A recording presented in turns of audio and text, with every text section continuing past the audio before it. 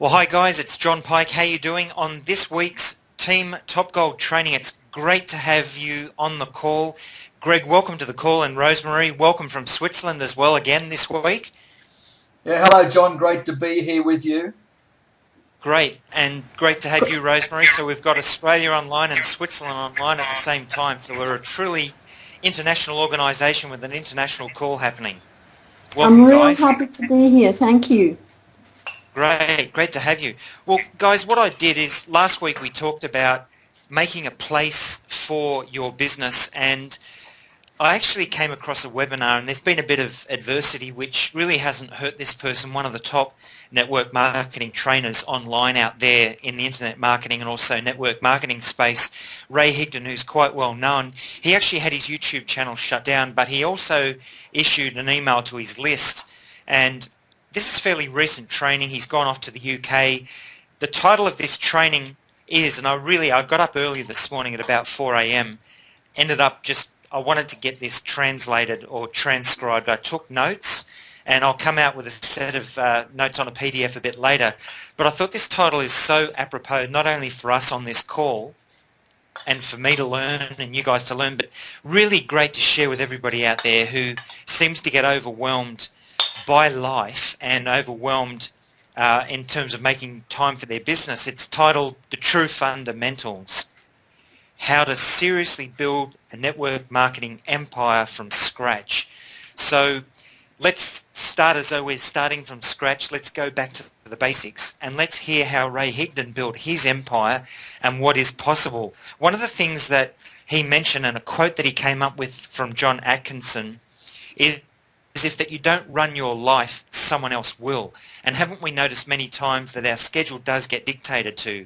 Yes, we've got family and we need to make a place for them, but there are a lot of distractions, and if the media is controlling our mind and our share of our mind, then that's a very, very expensive mistake. Yes, we need to relax at times with family, watch a movie here or watch a bit of TV there, but if the majority of our mind share is controlled by the media and we're controlled by distractions, and then the rest of everything else comes in, as Ray Higdon says, many people let others hold their steering wheel and do the driving. So we need to grab a hold of that steering wheel and steer our ship, steer the car as we're going down the highway of life.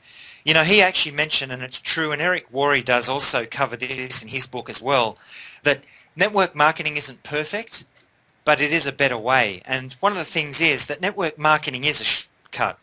Now, there's no instant wealth out there, and that's not what I'm talking about, get rich quick and being lazy. But if you think about it, he spoke about a 90-day game plan. And even if it takes 1 to 2 years, you cannot work your tail off in a corporate job or any kind of job and really set yourself up for life. But you can in network marketing. So it's much better than working 30 to 40 years in a job and retiring pretty well just off broke like a lot of people do these days. You don't end up setting yourself up in that job. So even if you do stay in the job that you're in for that amount of time and you retire and you get a golden handshake, you will never get thanked for not creating the life that you could have in your spare time. And he talked about going from foreclosure to Fiji, where he had a honeymoon on Anthony Robbins Resort in 24 months. We've all got goals, we've all got dreams, and I created a dream and a vision book of the Las Vegas event. I highly encourage you guys to go ahead and Google the Bellagio Hotel Las Vegas and have a look at the fountain shows they put on. Have a look at that dream book and give your mind and implant in your subconscious mind a vision of where we could all end up. There's a promotion on at the moment between now and the 30th of September. Print that promotion out, that incentive program, and also look at the vision book. Visualize where we could be, you know, from where we're at in our current situation to where we could be by the end of this year. Have it as a vision, keep it in mind. Well, his whole topic is how we can go ahead and look towards and work towards exploding our business over the next 90 days. Now, he mentioned, and I've also seen it, presentations where it's tailored to people full time. And when you're juggling life, it's hard to do some of the things that some people talked about. So he tailored this to people that are part-time. And I think that's very important. Speaking about the 6 critical, not optional, but critical steps that we must take to accomplish way more in a minimum amount of time. And he talked about a best way to approach our warm market that will never burn them out. How to avoid the dangerous inside network marketing so that we stay on track.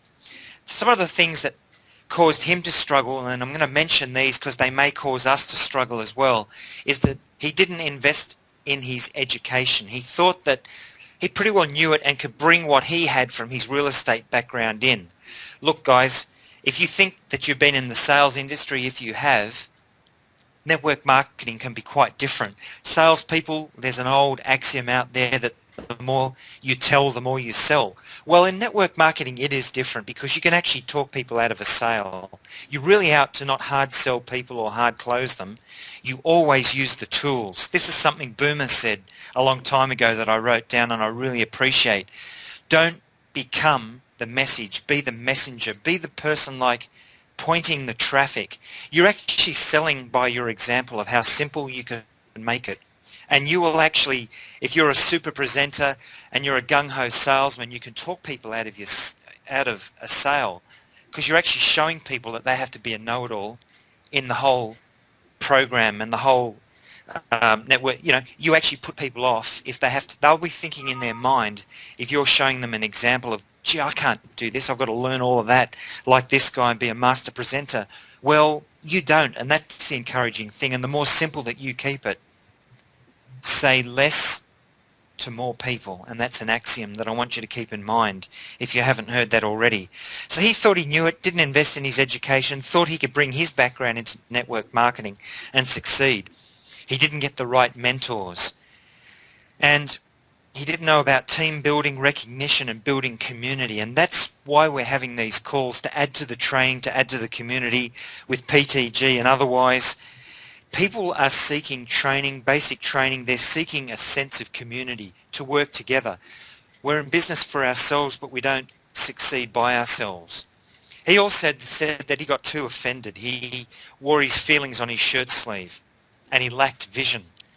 So does any of that sound familiar to us? Lacking vision, getting caught up in getting overwhelmed by how-to material. You know, most people, if they don't keep it simple, do get overwhelmed. In fact, most people think that they've got to master some super secret that comes along and master every course online. But the thing is, the more we go back to the fundamentals and the more we focus on the basics, the better it is. And he mentioned also that being an amazing presenter can actually hurt you. If you're on stage and you're inspiring others and you're a trainer, that's one matter, and that's great. But the average Joe is not like that, and we want to keep it simple. And he said that even he, as you know, he could talk about his opportunity till the cows come home and every intricate detail about it. But he doesn't do that when he prospects. And they're still prospecting. They've got 6 to 7 figure income training academies now, but they're still prospecting daily in their business. So they're still doing the fundamentals and setting the example. They always rely on a tool. Let the system do the selling. That's how you're going to duplicate. Keeping it simple. It's the way to go. Don't become your own mentor. Look at success. Look at people who are being successful. Hear what they say about focus, focus, focus. Don't think you bring your wealth of knowledge in as somebody fresh and that you're going to reinvent the whole industry. You must be teachable. So we need to stop relying on what we think that we know and instead look at our results. Now, I don't mean to look at your results in a negative way. There's a positive and a negative way to do that. What he's doing is saying, okay, if I think I know it all, have a look at my results right now. Are they reflecting what I think I know? Maybe I need to become teachable. Maybe I need to stop arguing with success. Think about Lawrence and Albie. You know, you can try to argue and people don't apply it. They hear it, they don't apply it. Don't go arguing with success. Look for what successful people are doing. People that have started where you're at. Lawrence started on a factory floor mopping floors. Albie started as a truck driver, it doesn't matter what your background. If you're a university professor or the top CEO of a corporation, you need to shed all of that, put it aside. It does not matter where you've been. What really matters is where you're going and the kind of example and how simple you keep it, how teachable you are. Billionaires are the most teachable people on the planet. They're always learning. They've got groups, mastermind groups, to learn from each other, to sharpen each other up.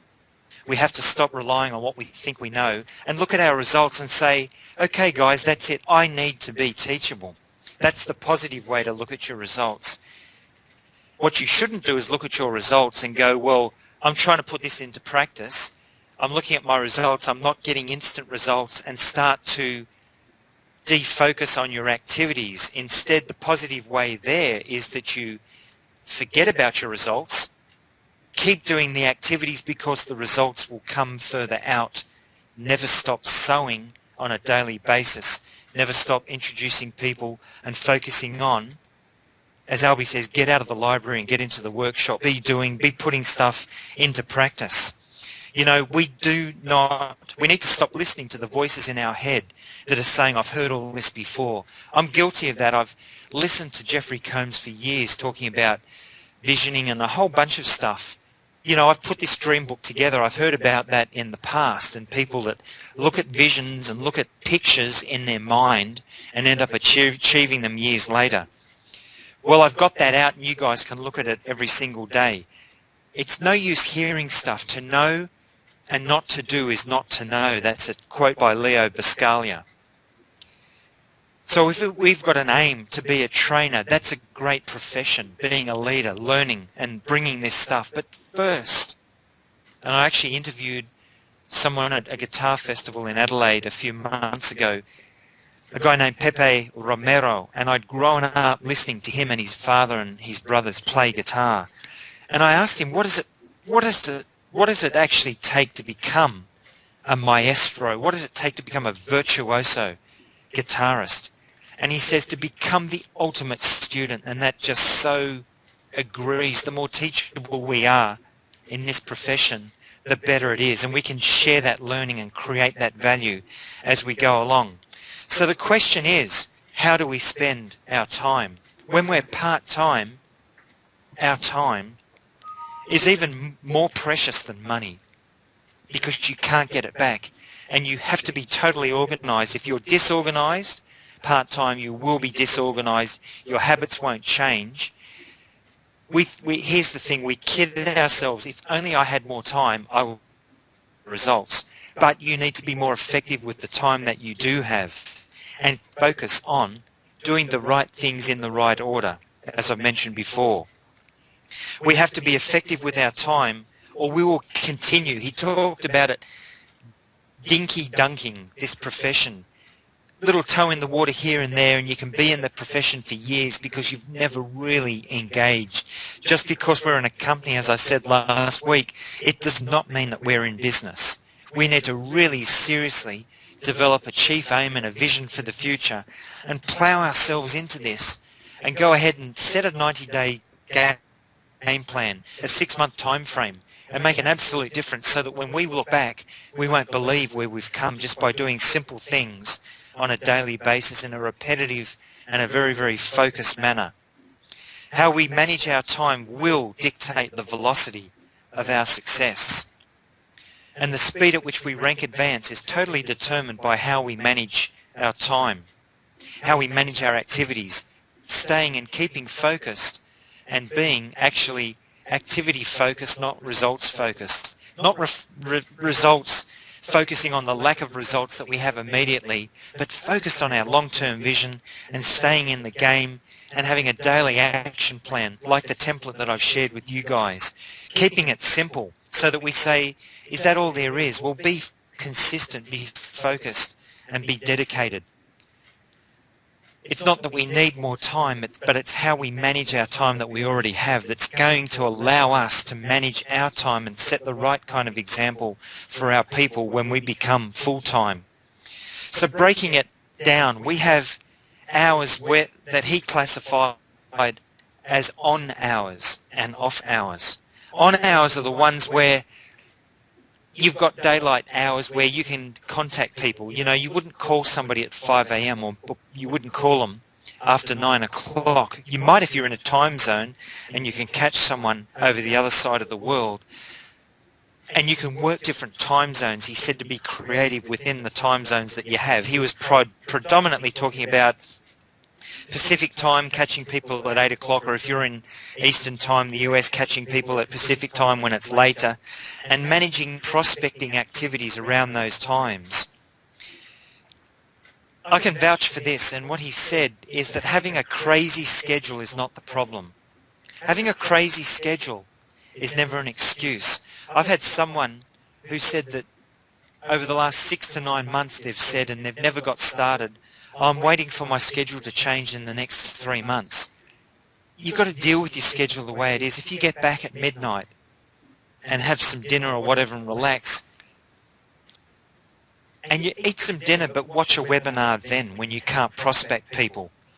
But then if you sleep and you get up in the morning and you've got prime time during daylight hours, don't use that time looking at webinars and researching and reading books. Do that for breaks and other time where you have breaks. Use whatever time that you do to focus your activity on active prospecting, connecting with people, developing contacts, going ahead and being active in your business with income producing activities. I hope that makes sense. On time, it's the number of eyeballs on presentation that's directly measurable. The number of people that you expose to your company presentation is going to be the direct reflector. That is the income producing activity and the follow-up that occurs after that.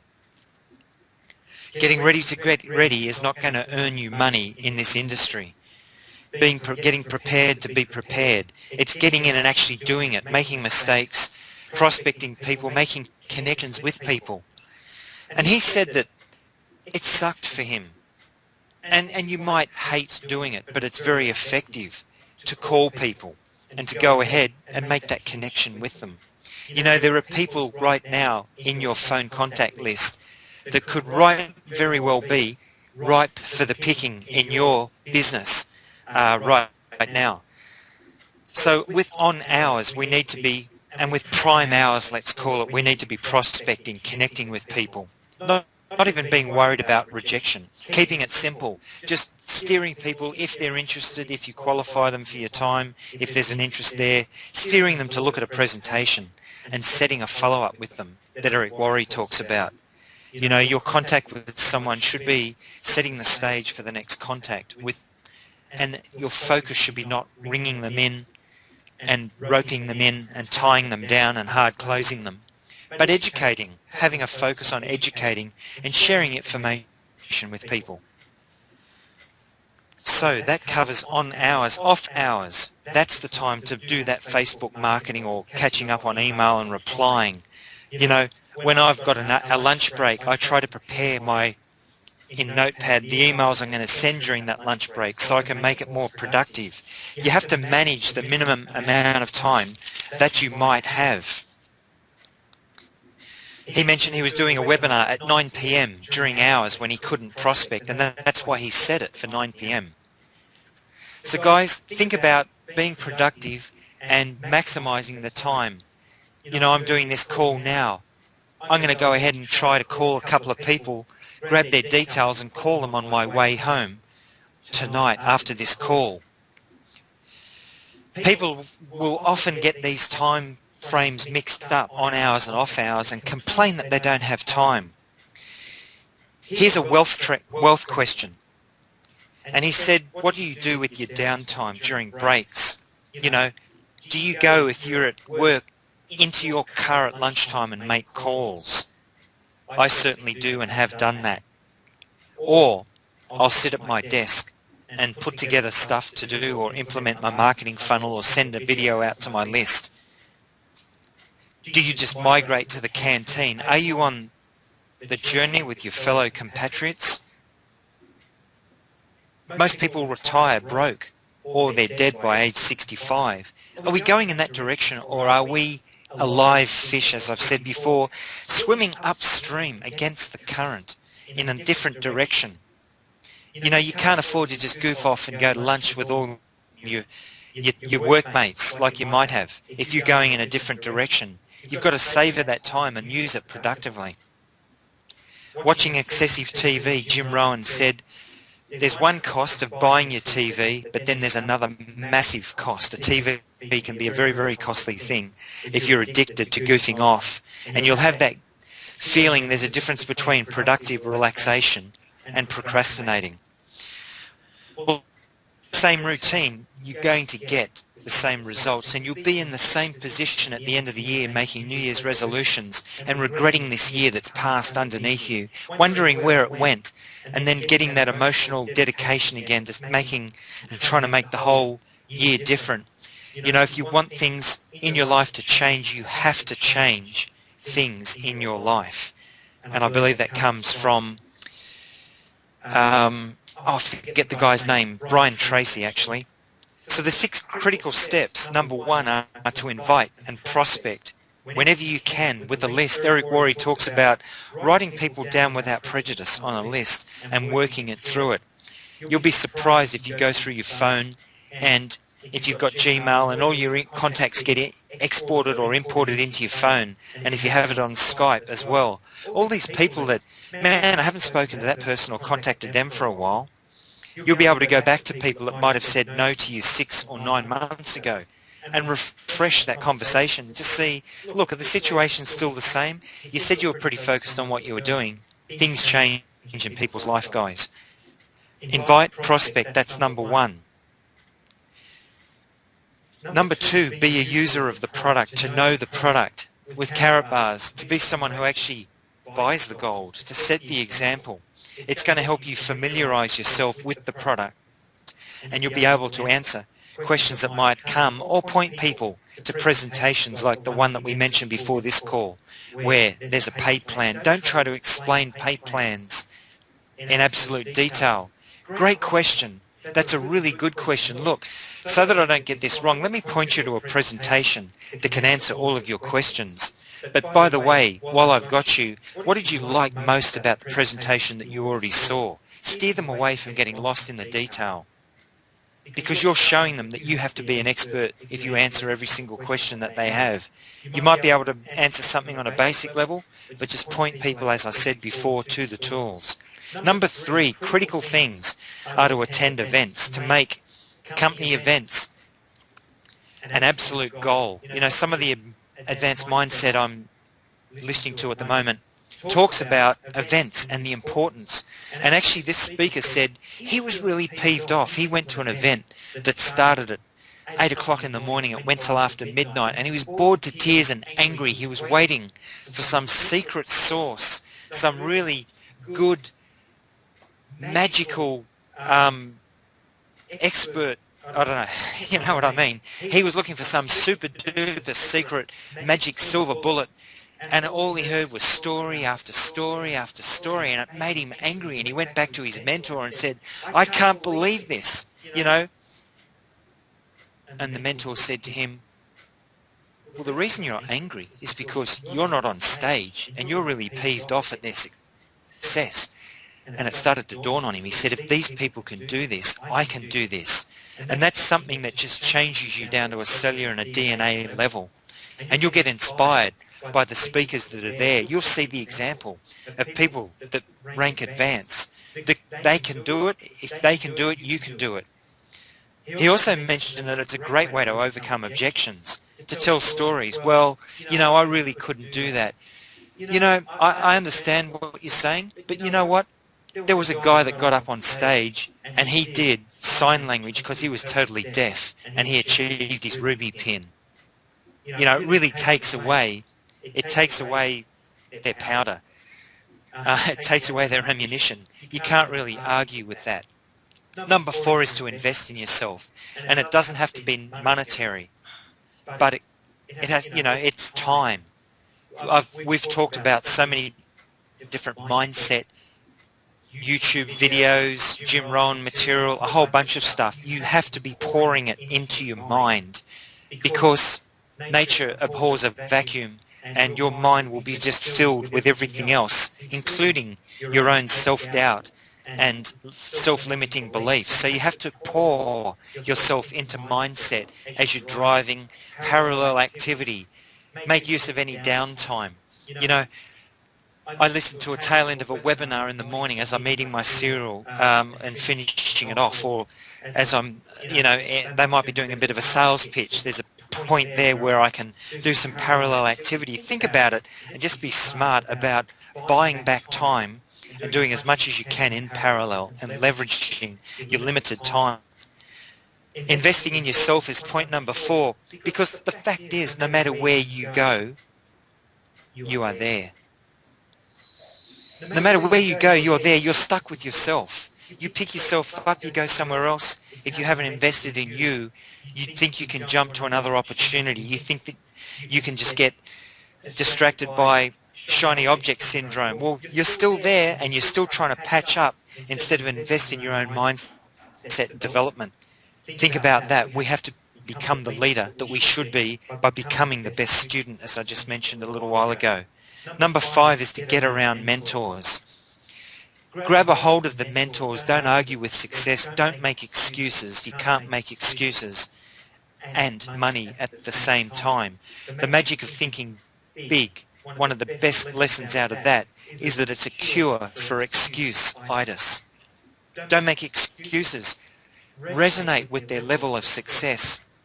Dive into it. Follow examples of those people who have what you want and have been where you are. Be around mentors. The law of association says that your income level is going to be equivalent to the people, the top 5 or 6 people that you spend the most time with. I've heard that 20 different times from 20 or 30 different sources. It's a truism. And you can actually spend time with mentors by listening to them. You're going to pick up on their level of mental, emotional vibration. You're going to pick up on that energy level and learn from them. Number 6, and this is just so key and so critical, is to believe. You have to believe that it's at least possible that you can become the kind of person that you want to become, that's consistent with the dreams and the vision of what you want to become. You know, when you hire a tutor, it's not when you have A pluses, but it's when you need one. You know, you don't hire a mentor when you've got your A pluses already in schoolwork. You hire one when you need one.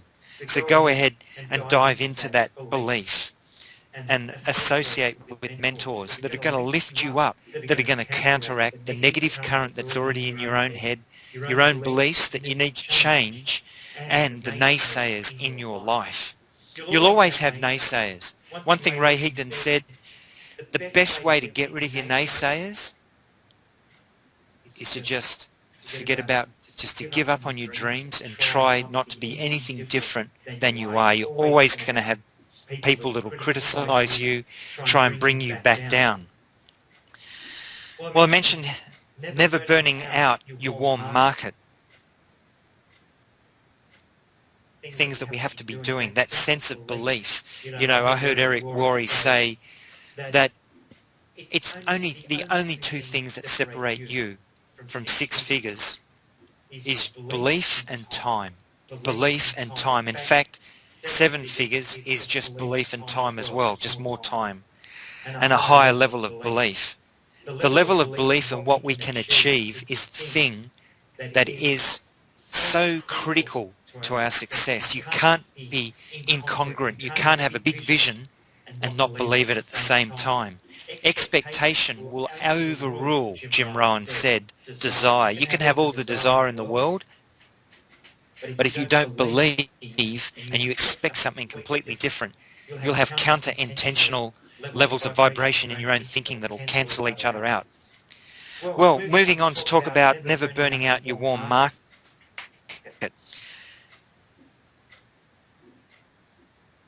He talked about not being that weird sort of MLM guy or girl. Just keep it simple. You know, if you were opening a pizza shop, how would you approach people? If you're with your warm market, the best thing that you can do is downplay it and have a negative takeaway if people haven't seen you succeed in business before. go a little anti and just say, look, I know this business isn't a fit for you, but you might like the product. And if someone gets onto a webinar, they get eyeballs on a presentation, they're going to make their own mind up about whether they see the business aspect or not. So do it as a bit of a takeaway. Take it away from them. It's a perfect line for those that will be immune to your money message. Here he or she goes again. The fifth or sixth thing that you've been in over 18 months. Here we go. There comes a point where they'll be so immune to your money message. Hey, this is really great. If you come to my place, I'll give you $50 if you bring $1. They won't even show up. A great way to take it away and spark their interest is to be product focused instead. Don't be addicted to the outcome is really important. That way you'll have a sense of posture. Look, I've got a multiple six-figure income earner that's joined me on the weak side of my business, and it's not the right time for him. My hopes are not pinned on him being my next great thing. I'm going to be productive. I'm going to do these training calls and work with you guys. I'm going to keep prospecting, connecting or whatever. And if the time becomes right, then that guy will engage. At the moment, his people are focused on something else. Don't be addicted to the outcome. I heard Todd Falcone and many others say, your business never ever relies upon that one person joining you. I've got the largest team in the company on the right side of my business. My success is dependent on me working the other side of my business, building the other side of my business, creating training that other people can grab a hold of, putting the templates together. You guys are creating this content, being with me on this call. Well, the big obstacles that come up, you need to not ever forget why you're doing it, this business, and who you want to become. You need to become the type of person that wants to impact other people. It's not focus on the external. It's focus internally that does that. It's focus on what we're growing into, not what we are today. Having a vision, looking beyond it. I did a brief video walking on the beach this week, and it was actually talking about defensive driving. And the thing is, when you're driving down the highway, if a car pulls in front of you, 90% of people will hit that car because they slam the brakes on and they're trying to stop and they're focusing on that car. Defensively, you need to look for the path to escape and go around it. Brake and look for the path to escape. You steer, even under extreme circumstances, where you're looking. So where you look is where you'll go. So if a big obstacle, a car pulls out in front of you, you hit the wall with something that is an obstacle with your business. Who hasn't had recording problems, sound problems on calls like this? We keep going. Software that doesn't work, glitches. This training, this new funnel, it's taken so long for people for these guys to bring this out because they're getting it, they're honing it. Obstacles come up. If you focus on the obstacle, not around it, or the pathway around, you'll crash into that obstacle and your business will grind to a halt. So look around the obstacle. The obstacles that come up are there to try you. They're like hurdles to on a triathlon. Hurdles on a hurdle race for you to jump over, and they're going to filter other people out. If it's going to happen, you have to visualize it and seeing it happen in advance. Don't get frazzled by the naysayers. Forget about constantly seeking acceptance and approval. You're not going to get it. You're not going to get that acceptance and approval. You have to have a focus on that, on what you're becoming, that goes ahead, around, and anything that's in the immediate short term. Well, guys, so far, what are some of your thoughts and what do you feel about some of this training? I want to keep it simple, straightforward, but want to bring you some of the stuff that I'm hearing as I go along. What do you think of this, Rosemary and Greg? Just want to get your feel for some of this training, guys. John, it's very good. It's the old story. You haven't told me anything new. It's just that I needed reminding because we all forget as time goes on. Yep. And someone like yourself sort of brings it back into and hits me in the face. It's, I know that. Yeah, I learned that so many years ago. I heard that, just the other day. I forgot about it. I just need to hear it one more time, to hear it one more time. You're so right, Greg. We all know what we Yeah, what we true. have Okay. to do I appreciate that, next. Greg. True. Yeah. As Rosemary's saying, Greg's right. We all know what we need to do. And that was like, there were other things I could have done this morning, but I got a taste of this and I thought, well, I'm going to grab this because he's the guy that's done it. And I need to refocus myself, and if somebody speaks or delivers a presentation, you do more, you learn more by doing that than a lot of people that'll hear it. And so this, it's like, okay, let me bring myself back. I'm trying to bring everybody back to the basics, but, I'm preaching to myself. I'm speaking to myself as much as anybody else. So I need reminding of this. And I said, I'm going to do this because it's going to help other people. I'm going to sit down, get my way through this. It was an hour and a half presentation. There was a bit of a sales bit in it as well that was on the hour mark, but there's so much value here and I need reminding. And just going ahead and speaking through this and writing these notes down, it's engaging the touch, the feel, the sight, the hearing at the same time, and the learning, and now speaking through that and going through it with you guys. So we all need reminding and bringing back to the basics so that we can stay focused and galvanized. Well, thanks for that feedback, guys. What Ray Higdon said is if you're playing big, you're going to have naysayers. The only way to not have naysayers is to play small. So we need to play to the bigness of what we can become. Why is it that we're doing this? It's bigger than just making money or the immediate term. Do we want to spend more time with loved ones? You have to see it to achieve it. To picture yourself, ask yourself this, well, if your goal is spending more time with your loved ones, what are you going to do? Describe your ideal day. Write it down. What are you going to do? Well, we're going to go for that walk on the beach in the morning.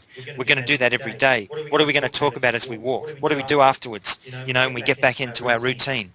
Think about it. Talk yourself through it and start to picture it. Do we want freedom? There's a price that has to be paid for it. In network marketing, it is a great platform to be able to make a contribution. If you're achieving your job, you might get a pat on the back before you get a kick in the rear end later on if you do something else. But you're very often as good as your next 5 minutes or whatever, and you might get a bit of a pay increase at the end of the year. But what contribution, other than making a contribution to the owner's profits, are you making in terms of enhancing other people's lives if you're stuck in the daily grind? Well, guys, I'm going to jump now to something I was listening to before getting onto this call, and again it was John Assaraf who's in The Secret.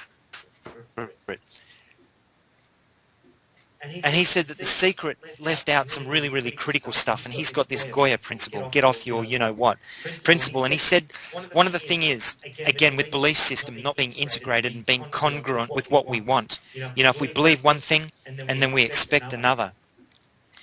He talked about Pareto principle, 20% of our activities, that's why we need to keep focused, produce 80% of our results.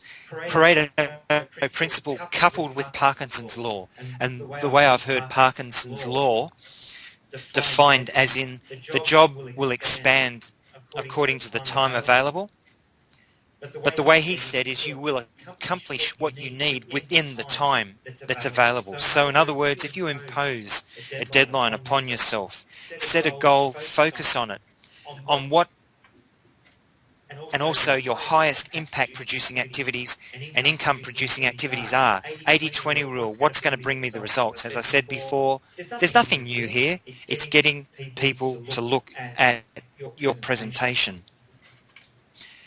A limited amount of time. If you've got only focus on active prospecting, sharing value, building relationships, connecting with people. When you create that deadline, it creates an internal stress. You've created a vacuum. You've created a void that needs to be filled, and your brain will get engaged to activate you towards that goal. People confuse critical few things they need to be doing with things that are urgent. There might be urgent things, but you need to put them off. What's going to be the greatest return on your investment, the time and your energy, and do and focus on those things. I've heard John Assaraf say in the past that you need to do the right things in the right order. So guys, that's all I had for this week. I think it's a reminder to build upon what we talked about, to not let life overwhelm you, but always be carving out for yourself time for your future, and stay focused on the critical income producing activities. I've heard Albie say that it's too easy for too many of us to spend too much time in the library learning, and we need to get out into the workshop, out of the library and into the workshop. Another way I've heard that described as separating learning from earning time. So not going to seminar after seminar after seminar. The Connecting on Facebook video training that I did, I took a 30 to 45 minute video and I broke it down, carved it down to 13 minutes and put an intro and a bit of a conclusion on either end and made it 15 minutes. It's not getting overwhelmed by 20 webinars and the next training course you think you have to take. It's staying focused, getting out of the library, separating our learning time from our earning time, and focusing on the key income producing activities within the time frame that we have. We've got a great opportunity. What could we become by the next 5 to 6 weeks? Print out the incentive program between now and the end of September and go make those calls and those connections. Stop romancing those business cards that you've picked up that thought, here's a contractor here or somebody there or a hairdresser. Get those business cards out of your dream and into your life and rip them up and throw them away if you don't need them afterwards. Guys, feedback, any questions, comments before we wrap this call up and get focused on what we need to do for the next week coming up? Rosemary, Greg? Yeah, thank you, John. It's what you've gone through is very inspirational, and I do thank you for putting all this together, and as I said before, and giving us a reminder and a bit of a kick in the backside to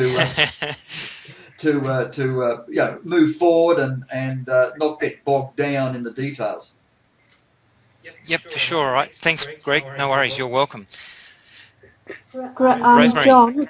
John, I've taken away. I really appreciate your time, by the way, and you know what you're doing for all of us. We're not even in, well, somehow not in your team, I guess. No, you are. You are. We are. You're on my strong side of my business, but it doesn't matter. This is building all of us and making us all more effective. So you're more than welcome, you know. And I really, really appreciate it. And what I have taken away today is manage my time. And I'm very bad at that. And that has given me a reminder to manage my time. And I really, really appreciate what you're doing, John. Thanks very much. No, you're very welcome. And grab those templates that I sent out. I haven't put all the links and put them on Google Plus yet or Google Docs. But grab them and have it in front of your keyboard. I'm guilty of this. If you don't have your action plan in front of your keyboard, and you're jotting something down on a post-it note here, there, or everywhere. Do the right things in the right order and think about what this business is all about and the return on energy and the return on investment of time and where we want to be. You know, we're more than halfway through this calendar year. Let's set our goals, set our visions, and thank you for your comments, your feedback, guys. You're welcome. You're all part of this fantastic team that we have. You know, we're all one big family here. We're here to share, help each other, build each other up, edify each other, and create training here together that we can share with other people and make our teammates who couldn't be on this call this week all the much more effective. So thanks again, guys. Thank you for your time. It's great to have you. Look forward to touching base with you over this week. If you've got any questions, you know where to catch me on Facebook. And thank you yet once again. Appreciate having you on the call. Have a great week coming up and a fantastic weekend coming up as well. All the best, and I'll catch everybody. All the best, and bye for now.